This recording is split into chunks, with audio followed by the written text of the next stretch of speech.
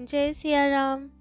तो कल तक हमने अपने कथा रसिक श्री सीताराम जी को श्रवण कराया कि कैसे तुलसीदास जी महाराज ने काशी में 10 सुंदर श्री विग्रह हनुमान जी के प्रतिष्ठित करवाए, जो आज भी वहाँ पे हैं और उनके दर्शन किए जा सकते हैं। तो अब ऐसे ही काशी में तुलसीदास जी महाराज रहते हुए सबको अपना सत्संग दर्शन से खूब भक्ति का जागरण कर रहे थे। सब और तुलसीदास जी की जय जयकार थी।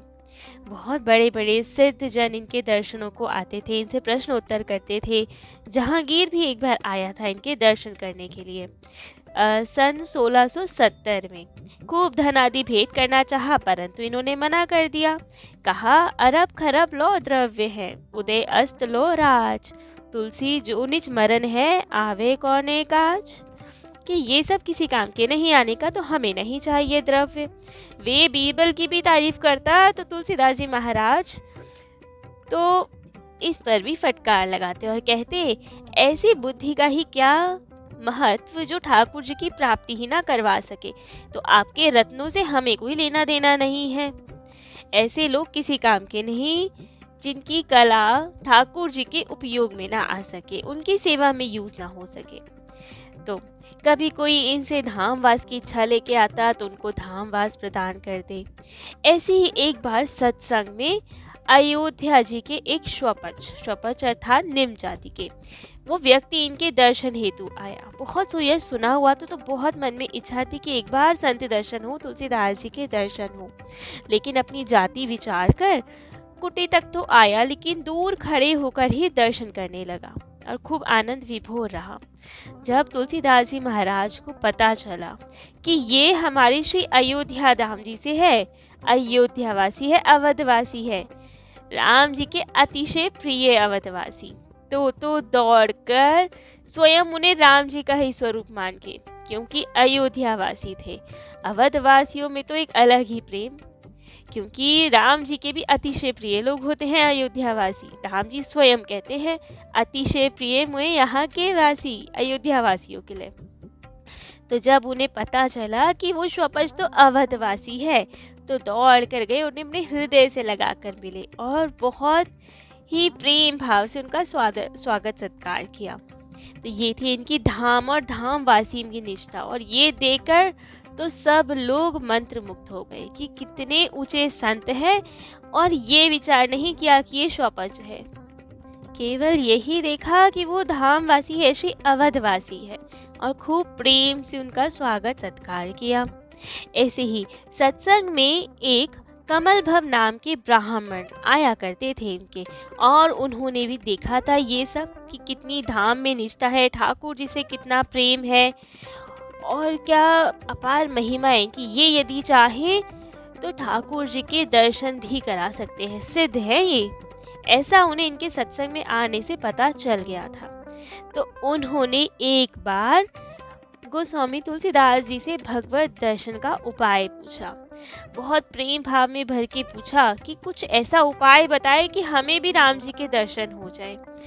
तो इन्होंने सहज भाव में कहा कि अरे भैया, ठाकुर जी के दर्शन करने हैं तो भजन करो, भजत कृपा करी है रघुराई, मानस जी में लिखा है। तो यदि ठाकुर जी का भजन करोगे तो वो अवश्य ही दर्शन देंगे, क्योंकि ठाकुर जी साधन साध्य नहीं है, कृपा साध्य है।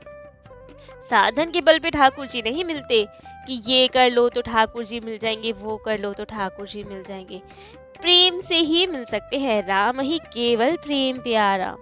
यदि प्रेम भाव से उनको याद करोगे, उनका भजन करोगे, तो अवश्य ही वे कृपा करेंगे और अपने दर्शन देंगे। तो ब्राह्मण हट करने लगा, नहीं ऐसा कोई उपाय बताएं कि शीघ्र ही दर्शन हो हमें। तो अब तो ये तुलसीदास जी महाराज परेशान कि वो तो पीछा ही ना छोड़े, भजन तो करना नहीं लेकिन हट करना है कि ठाकुर जी के दर्शन करवाओ। तो उन्होंने कहा ठीक है, यदि ऐसी बात है अभी दर्शन करने हैं तो एक वृक्ष के नीचे त्रिशूल गाड़ो और उस विशाल वृक्ष पे चढ़कर त्रिशूल पे कूद जाओ, तुरंत दर्शन हो जाएंगे तुम्हें ठाकुर जी के। ब्राह्मण तो गया, ठीक है, एकांत में एक बहुत ही गहन वन में चला गया और जाकर एक बहुत विशाल सा वृक्ष देखा। वृक्ष के नीचे त्रिशूल भी गाड़ दिया और अब चढ़ने लगा वृक्ष पे। जब वृक्ष पे चढ़ गया ऊपर और सोचा अब त्रिशूल पे कूदता हूँ, फिर ठाकुर जी के दर्शन होंगे, तुलसीदास जी ने कहा है। परंतु जैसे ही कूदने का विचार आया तो हिम्मत छूट गई। नीचे उतर आया, डर गया कि अरे नहीं नहीं कैसे कूदूं। फिर थोड़ी देर बाद हिम्मत जुटाई, फिर पेड़ पे चढ़ा और कूदना चाहता ही था, लेकिन तो हिम्मत कहाँ से जुटाए। फिर उसकी हिम्मत जवाब दे गई, फिर वो पूरे नीचे आ गया। बहुत देर विचार करता रहा, क्या किया जाए, कैसे कूदूं, आँख में पट्टी बांध के कूद दूं क्या, क्या करूं। बहुत देर हो गई, बार बार वृक्ष पे चढ़ता, बार बार वृक्ष से उतरता, लेकिन समझ ही ना आए उसे कि क्या करूं, कैसे दर्शन हो, कैसे कूदूं, हिम्मत ही ना पड़े त्रिशूल पे कूदने की। देख के ही डर लगे कि कैसे कूद जाऊं त्रिशूल पे। अब उसे तो ये सब करता देखकर बार बार उतरे चढ़े, ये सब देख के उसी मार्ग से एक पछाही वीर घोड़े पर जा रहा था। उसने देखा कि ये ब्राह्मण कर क्या रहा है, बार बार पेड़ पे चढ़ता है, बार बार पेड़ से उतरता है, पेड़ के नीचे त्रिशूल गड़ा हुआ है, कुछ चिंतित सा है, व्याकुल है, हो क्या रहा है ये तमाशा। तो अब तो वो घोड़ा लेकर उन ब्राह्मण के पास गया और उनके समीप जाकर पूछा कि हे ब्राह्मण देवता, आप ये क्या कर रहे हैं, यहाँ त्रिशूल भी गाड़ा हुआ है और बार बार चढ़ते बार बार उतरते हैं, आखिर माजरा क्या है, क्यों परेशान हो रहे हैं आप, हमें बताएं, कुछ सहायता कर सके तो। तब तो ब्राह्मण ने पहले तो आनाकानी की और फिर बाद में सत्य सत्य सब कुछ बता दिया कि हमें भगवत दर्शन करने हैं तो गोस्वामी तुलसीदास जी से मार्ग पूछ के आए हैं। उन्होंने कहा है कि पेड़ के नीचे त्रिशूल गाड़ो और पेड़ पे चढ़ के कूद पड़ो त्रिशूल पे, तुरंत भगवत दर्शन हो जाएंगे। अब तो इतनी बात सुनते ही वो वीर के तो प्रेमावेश, उसने सोचा कि यदि इतने बड़े संत तुलसीदास जी ने कुछ कहा है तो अवश्य ही सत्य होगा। तो अब तो उसने अपना सारा सामान पकड़ाया ब्राह्मण को और तुरंत भागकर पेड़ पे चढ़ गया और कुछ इधर उधर देखा नहीं। जैसे ही पेड़ पे चढ़ा, गोस्वामी तुलसीदास जी का सुमिरन किया, उनका नाम पुकारते हुए त्रिशूल पे कूद पड़ा। लेकिन अब संत की वाणी थी, तुलसीदास जी ने कहा था ऐसा करने पे ठाकुर जी अवश्य दर्शन देंगे। संत की वाणी कैसे झूठी हो सकती थी। भक्त वत्सल भगवान उसके व्यक्ति के इस विश्वास पे कि एक संत में कितनी निष्ठा है, कितना विश्वास है, हमारे राम जी रीझ गए और उसके कूदते ही त्रिशूल की जगह स्वयं ठाकुर जी प्रकट हो गए और अपनी गोद में उस व्यक्ति को थाम लिया और खूब प्रेम से ठाकुर जी की गोद में उसने उनके दर्शन प्राप्त किए और कृतार्थ हो गया वो तो ऐसी है गोस्वामी तुलसीदास जी की महिमा कि उनकी वाणी को सत्य करने के लिए स्वयं राम जी प्रकट हो गए। ऐसी ही तुलसीदास जी की एक और कथा है। जिन दिनों गोस्वामी तुलसीदास जी महाराज चित्रकूट में वास कर रहे थे, उन्हीं दिनों अकबर के पुत्र जहांगीर ने रहीम को, श्री रहीम जी जो कि एक कवि भी थे और भक्त भी थे, उनकी सारी संपत्ति तो जब्त कर ली जहांगीर ने और उसे दिल्ली छोड़ने का आदेश दे दिया और वहां से निकाल दिया। अब रहीम जी वहां से तो निकल आए और पहुंचे चित्रकूट। वहां पहुंचकर रहीम जी ने दोहा गाया, चित्रकूट में रमी रहे रहीमन अवध नरेश, जा पर विपदा परत है सो आवत यही देश। रहीम जी ने कहा कि चित्रकूट में तो हमारे ठाकुर जी अवध नरेश रहते हैं, अब जिस पे विपत्ति आती है वो सीधा चित्रकूट आ जाओ, यहाँ सर्व कल्याण है। चित्रकूट ऐसी भूमि है जो सबको अपनी शरण में रखती है, किसी को मना नहीं करती, तो इसलिए रहीम जी चित्रकूट आ बसे। खूब प्रेम भाव से चित्रकूट में रहने लगे। कामदगिरी जी की परिक्रमा में एक बड़बूझा के यहाँ पे भार झुकने का कार्य करते थे और वैसे ही जीवन यापन करते हुए खूब प्रेम से वहाँ पे ठाकुर जी का भजन किया करते थे। एक दिन पन्ना नरेश श्री कामदगिरी जी की परिक्रमा करते आए। परिक्रमा करते हुए उन्होंने रहीम जी को देखा कि अरे ये तो जहांगीर के हाथी यहाँ कहाँ से आ गए। वहाँ का राज्य कार्य संभालते थे और यहाँ पे ये बड़भुजा के यहाँ काम कर रहे हैं। तो बहुत हैरान। तो रहीम जी को देख के उन्होंने पूछा, जाके सिर असभार सोकर झोकत भारस, अर्थात जिसके सर पर देश के शासन की व्यवस्था थी वो यहाँ पे आज बड़भुजा के यहाँ भार क्यों झोंक रहा है। ऐसा क्या स्थिति आ गई कि आपको यहाँ बड़भुजे के यहाँ भार झोंकने का काम करना पड़ रहा है देश की व्यवस्था छोड़कर। तब रहीम जी ने तपाक से उत्तर दिया, रहीमन उतरे पार भार झोंक सब भार में। तो रहीम जी ने उत्तर दिया कि रहीमन तभी पार उतरेगा जब जितना भी दुनिया का भार है ना वो हम भाड़ में झोंक दे। तो इस विरक्त भाव से रहीम जी चित्रकूट में रहते थे कि सब दुनिया सब प्रपंच माया शासन भाड़ में झोंक दिया जाए और हम यहाँ निष्भार होकर ठाकुर जी का भजन करें। अब वहाँ वे खूब प्रेम से भजन करते तो तुलसीदास जी भी वहीं रहते और भजन करते, तो दोनों में बहुत मैत्री हो गई। तुलसीदास जी में और रहीम जी में प्रगाढ़ मैत्री हो गई। कभी कभी रहीम जी तुलसी जी की कुटिया पे जाते और तुलसीदास जी कभी कभी इनके यहाँ आते। लेकिन अब दोनों में इतनी प्रगाढ़ प्रेम मैत्री को देखकर तो लोगों को संदेह। वे सोचे कहीं तुलसीदास जी भी मुसलमान ही तो नहीं जो एक मुसलमान से इतना प्रेम करते हैं। तब तो तुलसीदास जी ने बिना किसी की परवाह किए वे एक छंद कहा गया, दूत कहो अवधूत कहो, राजपूत कहो चुलाहा कहो कोई, काहू की बेटी सो बेटा ना ब्याहब, काहू की जाति बिगाड़े न सो, तुलसी सर नाम गुलाम हो राम को, जाके रुचि सो कहे कुछ हो, मांगी के खेवो मस्जिद को सोएबो, लेवे को एक न देवे को दो। अर्थात उन्होंने कहा हमें चाहे आप दूत कह लो, चाहे अवधूत कह लो, चाहे राजपूत कह लो, चाहे जुलाहा कह लो, हमें कौन सा किसी की बेटी का ब्याह करवाना है या किसी की बेटी अपने बेटे से ब्याहनी है। हमें किसी से कोई संबंध है ही नहीं, चाहे हमारी जाति कुछ भी मान लो आप। हम केवल एक राम जी के गुलाम हैं। तो जिसको जो भी कहना है कहते रहो। कोई कहते थे कि ये तो मस्जिद में सोते हैं वहाँ का खाते हैं, तो ये कहते थे हमें किसी से कोई लेना नहीं, ना किसी को कुछ देना ना किसी से कुछ लेना, हम केवल राम जी के गुलाम हैं, उन्हीं के भरोसे रहते हैं, बाकी जिसको जो समझना है वो समझो, हमें किसी से कोई परवाह नहीं। तो ऐसे ही आराम से बेपरवाह होकर तुलसीदास जी महाराज और रहीम जी खूब प्रेम से भजन करते थे। और अब तो तुलसीदास जी और रहीम जी साथ साथ ही कामतानाथ जी की परिक्रमा किया करते थे। परंतु एक दिन कहीं के एक राजा साहब चित्रकूट में आए। उन्होंने मंदाकिनी जी में स्नान किया और खूब सज धज के हाथी पर बैठ गए और कामदगिरी जी की ओर जाने लगे।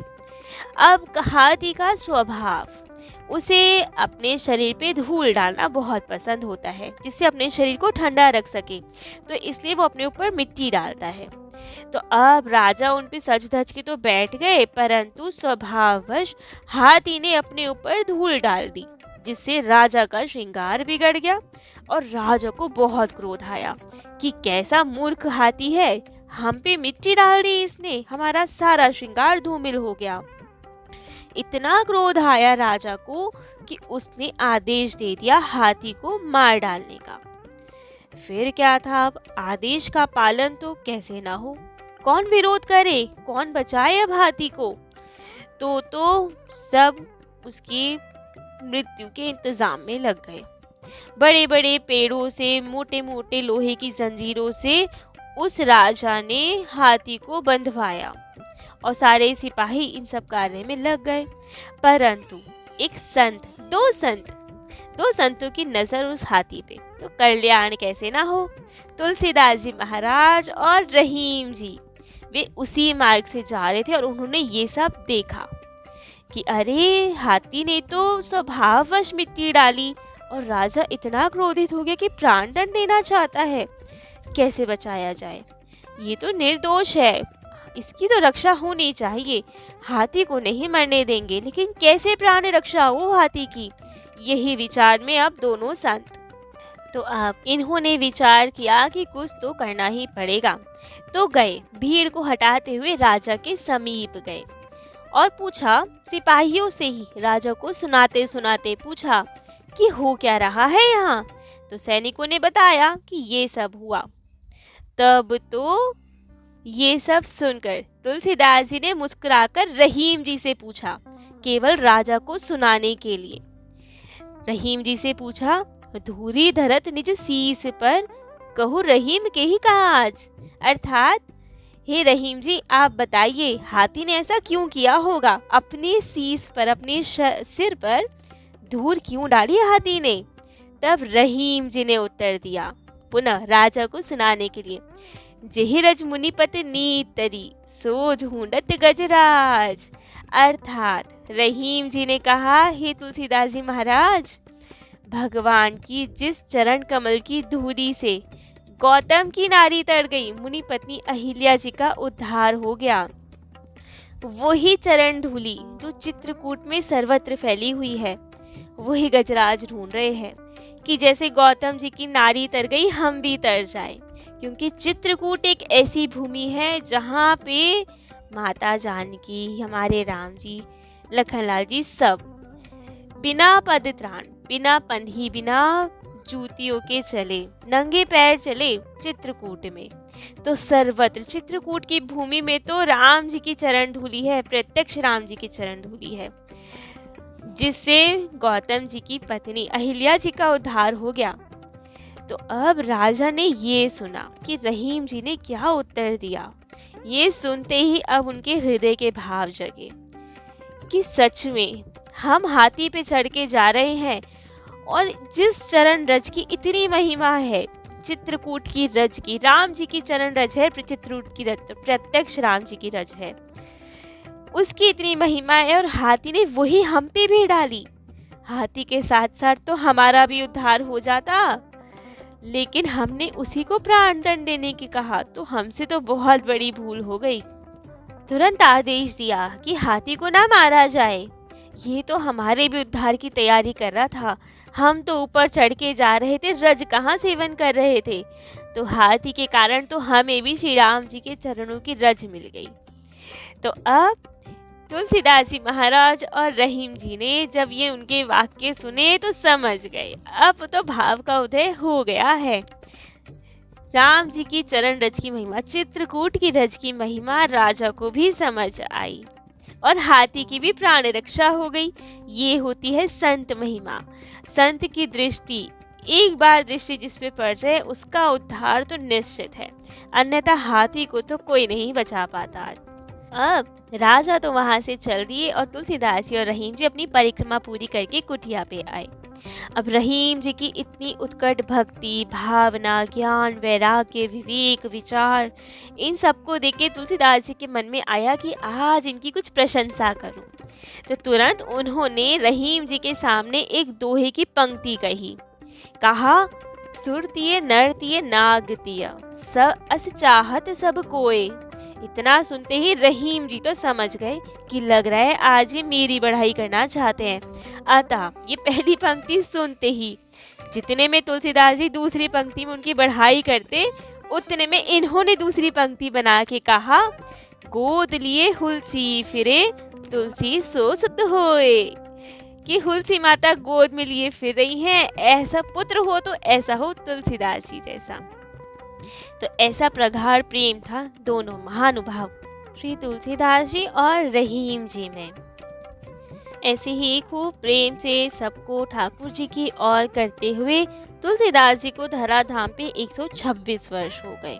अब समय था इनके महाप्रयाण का, जब इन्हें धराधाम छोड़कर पुनः अपने साकेत लोग ठाकुर जी के पास जाना था।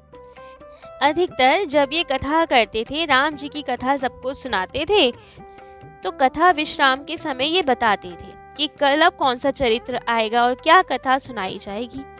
परंतु उस दिन इन्होंने आगे का चरित्र नहीं बताया।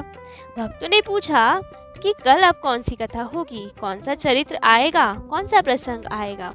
तब तुलसीदास जी ने कहा, नहीं, अब कल कथा नहीं होगी, अब कल तो ठाकुर जी के पास जाना है। और इन्होंने कहा, रामचंद्र यश वर्णिके भयो चहत अब मौन, तुलसी के मुख दीजिए अब है तुलसी सोन। अर्थात अब राम जी का यश गाना है, बहुत गाया है, लेकिन अब मौन होना चाहते हैं हम। अब तो हमारे मुख में तुलसी दल दीजिएगा। और सब समझ गए, सब भक्तजन जो वहाँ पे थे, सब इनका इशारा समझ गए कि अब तो ये लीला करना चाहते हैं, ठाकुर जी के पास जाना चाहते हैं। सबने कहा, लेकिन तुलसीदास जी तो अब लीला संवन के मूड में कि अब तो हमें ठाकुर जी के प्रत्यक्ष पास जाना है, बहुत कथाएं हो गई, बहुत लीलाएं हो गई। तब सबने कहा, ठीक है, अंतिम उपदेश देते जाइए, कैसे ठाकुर जी की प्राप्ति हो। तब इन्होंने कहा, अरे इतने ग्रंथ है, मानस जी का पाठ किया कीजिए, ठाकुर जी मिल जाएंगे, खूब प्रेम भाव रखो। सबने कहा, वो तो बहुत लंबा है, और कोई छोटा साधन बताओ। विनय पत्रिका, लेकिन वो भी लंबा है, और छोटे छोटे ग्रंथ सबकी, मानस जी की एक चौपाई से भी तर जाओगे, ये तक बताया।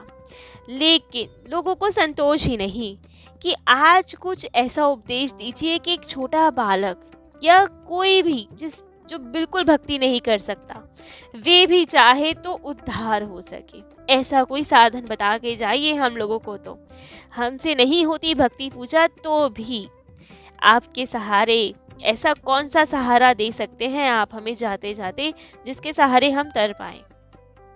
तब तुलसीदास जी महाराज ने अंतिम कवित्त गाया एक, और कहा, अलप तो अवधि जीवता में बहु सोच पोच, गरीबे को बहुत है कहा कहा कीजिए, पार न पुराण who co Veda who co अंत नाही, वाणी तो अनेक चित्त कहाँ कहाँ दीजिए, काव्य की कला अनंत छंद को प्रबंध बहु, राग तो रसीले रस कहाँ कहाँ पीजिए, लाखन में एक बात तुलसी बताए जात, जन्म जो सुधार चाह राम नाम लीजिए। अर्थात इन्होंने समझाया कि ठीक है, बहुत पुराण है, बहुत वेद है, सब नहीं पढ़ सकते, सबका चित्त भी नहीं लगता पढ़ने में, ना कथाओं में चित्त लगता, क्या किया जाए, लोगों पे समय ही बहुत कम है, भक्ति के लिए तो बहुत ही कम समय है, क्या किया जाए, ना सबको कला आती, ना सबको पाठ में रुचि, ना हम कवित्त रच सकते, ना ठाकुर जी को रिझा सकते, ना कोई भजन गा सकते, कैसे रिझाया जाए, कौन सा राग गाया जाए, सबको तो ज्ञान भी नहीं।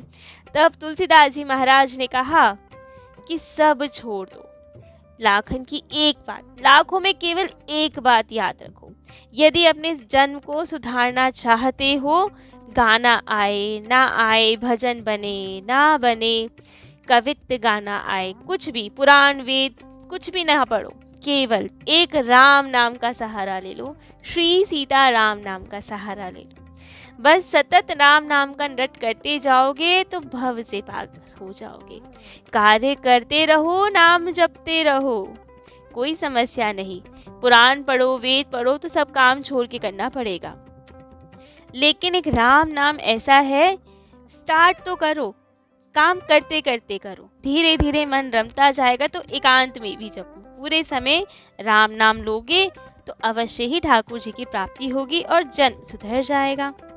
तो ये था तुलसीदास जी महाराज का अंतिम उपदेश सभी भक्तों को कि राम नाम, श्री सीता राम नाम की महिमा अपार है, केवल इसके सहारे ही भव से पार हुआ जा सकता है।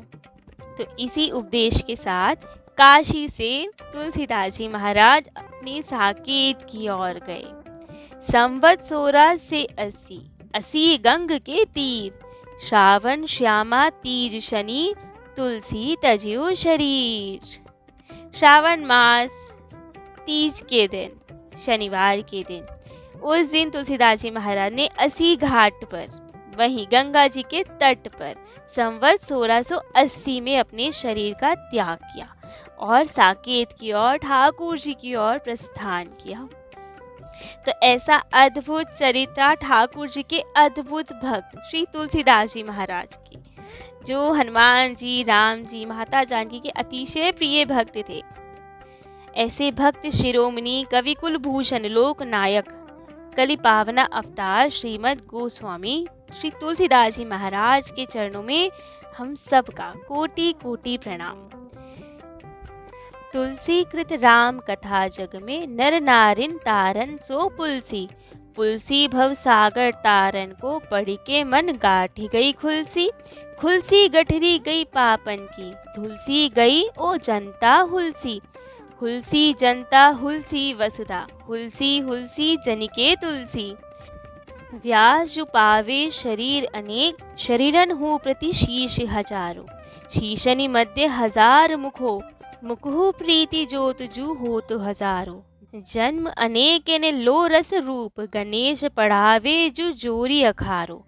भारत में तुलसी गुरुदेव, त्यों न कहो जस जाए तुम्हारो। कि भारत में तुलसीदास जी गुरु स्वरूप में जो रामचरितमानस जी प्रदान की, विनय पत्रिका प्रदान की, इनका जो यश गाया जाए, इनके जो उपकार माने जाए, वो तो वाणी का विषय नहीं। तो ऐसे तुलसीदास जी महाराज के चरणों में कोटि कोटि नमन। आज इनका चरित्र यहीं विश्राम देते हैं। कल से किसी अन्य दिव्य भक्त की कथा अपने कथा रसिक श्री सीताराम जी को श्रवण कराएंगे। जय जय श्री सीताराम।